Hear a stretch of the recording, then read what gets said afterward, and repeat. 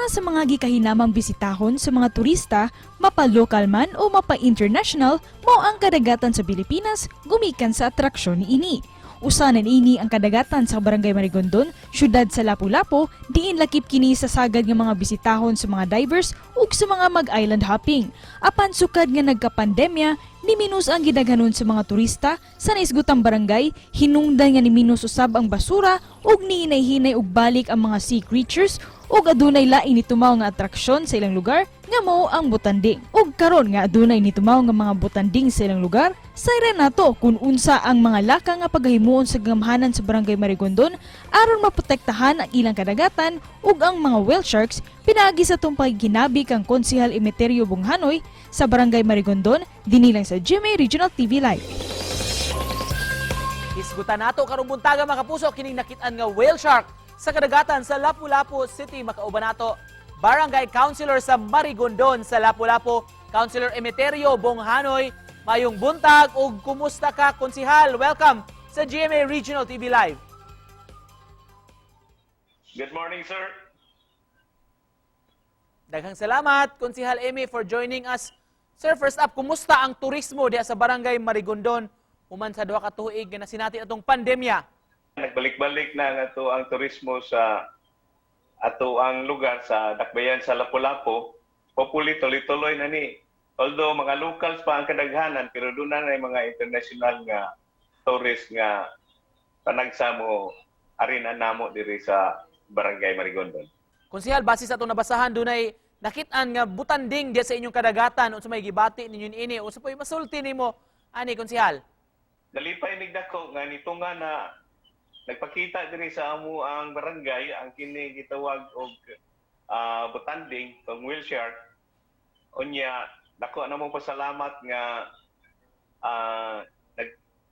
suri-suri ni siya diri sa amo ang kadagatan. Og since doon na may bagong atraksyon diya sa inyong kadagatan, Konsehal, inyo ba itugot ang diving o island hopping kauban ang mga butanding? Musugot ni sa di part gyud na ang butanding kay wala man na mo open man na sila, no, by nature. Anytime sila mo lakaw-lakaw, mo langoy o rasa sila nakita ilang ganahan. Ang importante lang nga naa sila kung matulan nga nag-diving ni, nag-scuba diving ni, yan nagpakita sila. So swerte kayo sa amo gida nga mga turista nga masugatan na namo nga talagsaon nga butanding. Dunay mga mipadayag, Konsehal, og kabalaka sa environment, especially sa kadagatan. Unsa man ninyo pag-regulate sa mga palisiya aron maprotektaan kining kadagatan sa Marigondon og ingon man kana atong mga whale sharks diha?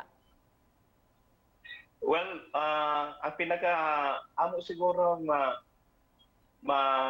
hatag nila nga mga precautionary measures nga unta ang kining mga creatures sa underwater world dili lang nila pagahilabtan o kundili ila lang pagatan-awon kung dahil kamera makatake sila og pictures. At the same time ang pinaka-importante nga ato ang kadagatan labi na diri sa amo ang Dakbayan sa Lapu-Lapu nga unta dili magpataka lang og labay sa mga basura kay ang pinaka-importante magod kung limpyo ang imong dagat, limpyo ang imong ilaw sa reef. Unsay advice nimo, Konsehal, nga buti mo ihatag sa mga turista nga musuroy diha sa inyong lugar sa Lapu-Lapu?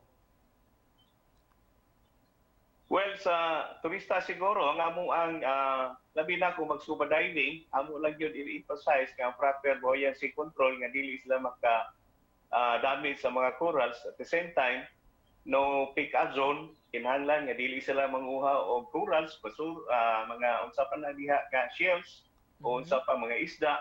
Just to close this, Konse Eme, unsay mensahe nimo sa atong mga kapuso karong butaga? Well, ang ako lang ikasulti sa mga viewers karon nga nakakita ini nga to ang pagpakabana sa ato ang kadagatan nga unta ato lang proper o dispose ang ato ang mga basura labi na sa atong mga face mask, dili lang ilabay ngadto sa kadagatan, mga botelya or mga takop sa mga botelya, mga plastic or kanagikan magailan haping dili lang magpataka og labay sa ilaha mga leftovers. Daghang kay salamat Councilor Emeterio Bonghanoy sa Marigondon sa Lapu-Lapu. Salamat konsihal.